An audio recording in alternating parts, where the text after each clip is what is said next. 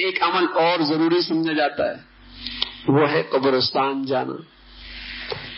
بھئی پیارے نبی علیہ الصلوۃ والسلام ہر ہفتے میں قبرستان جایا کرتے تھے، ہر ہفتے میں جایا کرتے تھے. اب ہر ہفتے ایک مرتبہ چلے جایا کرتے.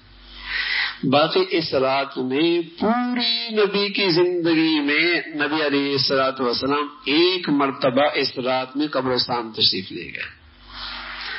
اور آپ بھی اگر ایک مرتبہ تشریف لے جائیں گے زندگی میں، سنت کی نیت سے ثواب مل جائے گا.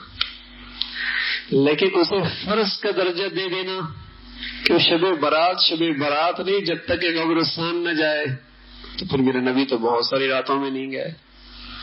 ہاں ہر ہفتے ضرور گئے. ہم کتنے ہفتوں میں جاتے ہیں؟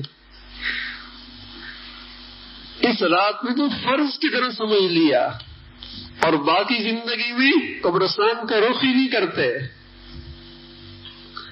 تو میرے نبی جو عمل جس درجے کا کر رہا ہے، اگر اس درجے کا کریں گے تو دین بنے گا، اس سے اضافہ کریں گے دین میں اضافہ ہو جائے گا.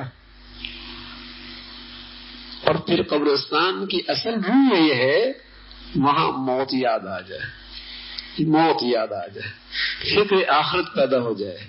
اور قبر جو آخرت کا پہلی منزل ہے اس کی حقیقت سمجھ میں آ جائے.